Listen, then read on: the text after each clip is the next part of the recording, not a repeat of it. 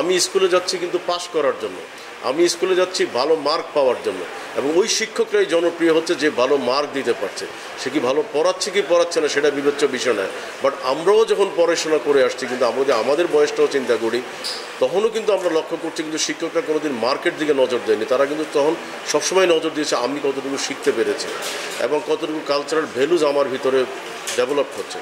আমরা যদি মনে করি যে সে আগের দিকে যাই, তখন কিন্তু আমরা দেখেছি যে স্কুলে কিন্তু খেলাধুলা, এক্সট্রা কারিকুলার অ্যাক্টিভিটিস, বিতর্ক প্রতিযোগিতা এবং আমরা বিভিন্ন রকমের কম্পিটিশন, আমরা কিন্তু লক্ষ্য করেছি inter school football tournament, inter school কিন্তু স্পোর্টস টুর্নামেন্ট, এগুলো কিন্তু ব্যাপক জনপ্রিয় ছিল। এবং আমার মনে আছে যে আমি যখন ক্লাস 4 বা ক্লাস 5-এ পড়ি, তখন কিন্তু এগুলোতে কিন্তু অনেক সময় কিন্তু মারামারিও হইতো, যে কেন এই পক্ষ প্রতিপক্ষ, এই পক্ষ প্রতিপক্ষ তাদের এই ভুলগুলো করেছে বা রেফারি এই ভুলগুলো করেছে। এবং সেই মারামারিগুলো কিন্তু খুব খারাপ ছিল না, এগুলো কিন্তু অনেকটা বলা যায় যে আন্তরিকতা, ওখানে কেউ ইনজিউর্ড হচ্ছে এমন না, একটু জাস্ট যেটাকে বলা হয় আর কি উত্তেজনা তৈরি হতো। বাট আমার কাছে যেটা মনে হয় যে এই কালচারগুলো থেকে আমরা হারিয়ে যাচ্ছি। এখন কিন্তু ছাত্র স্কুলে যে ঘুমাচ্ছে, তার কিন্তু মনোযোগ নাই, তার মনোযোগ একটাই, আমি কখন যাব, কখন আমি ভালো মার্ক পাবো। তাহলে এই যে আমরা একটা যেটাকে আমরা বলি একটা সার্টিফিকেট বেস দাঁড়িয়ে আমরা একটা শিক্ষা শ্রেণী তৈরি করছি, এটা কিন্তু রাষ্ট্র কখনো কন্ট্রিবিউট করতে পারবে না।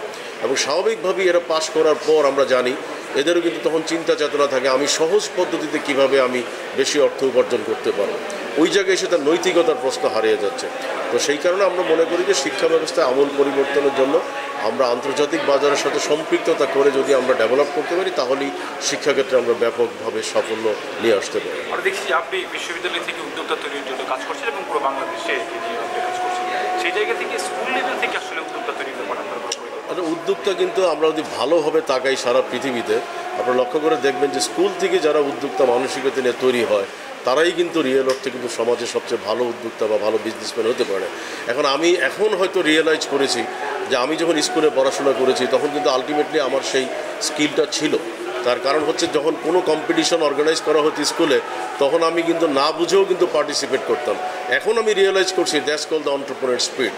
কারণ আমি কিন্তু ভালো গান গেতে পারতাম না, কিন্তু আমার মনে আছে স্কুলে আমি কিন্তু তারপরেও কিন্তু আমি পার্টিসিপেট করতাম, এই কারণে যে আমি কেন পিছিয়ে থাকবো। একইভাবে আমি যখন ক্লাস 8-এ পড়ি, তখন কিন্তু বাংলাদেশে প্রথম স্কাউট জাম্বরি হয়।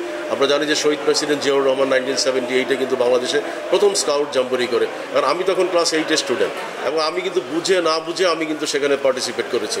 এবং আমার মনে আছে যে আমি সাইজে ছোট হওয়ার কারণে, যেহেতু আমি ক্লাস 8-এ পড়ি, আমার সাইজ ছোট ছিল, তখন কিন্তু স্বাভাবিকভাবে কিন্তু একটা অ্যাডভান্টেজও পেয়েছি, হাজার হাজার ছাত্রদের মাঝে আমি কিন্তু সবার সামনে দাঁড়াতে পেরেছিলাম। তো এই যে অপরচুনিটিগুলো আমার কাছে মনে হয় দিস ইজ কল এন্টারপ্রেনারিয়াল স্পিড। এই স্পিডগুলো কিন্তু স্কুল থেকে হইতে হবে, কারণ এখন এসে আমি রিয়েলাইজ করি যে আমি তখন এই কাজগুলো করার কারণেই কিন্তু আমার ভিতরে ওই চ্যালেঞ্জ নেওয়ার প্রবণতাটা কিন্তু এখনও আছে।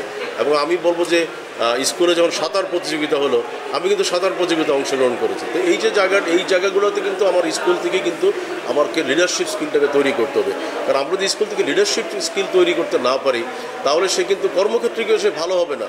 কর্মক্ষেত্রে গিয়ে সে কিন্তু চেষ্টা করবে আমি অন্যকে ঠকে কীভাবে আমি ফ্ল্যাটারিং করে বা অসুদুপা অবলম্বন করে আমি উচ্চ সারিতে যেতে পারি। তো সেই কারণে আমার কাছে মনে হয় স্কুলগুলোতে লিডারশিপ স্কিল যদি ডেভেলপ করা হয়, ফেয়ার কম্পিটিশন যদি ডেভেলপ করা হয়, তখন কিন্তু কর্মক্ষেত্রে এসে সে কিন্তু এই ফেয়ারনেসটাকে বজায় রাখে।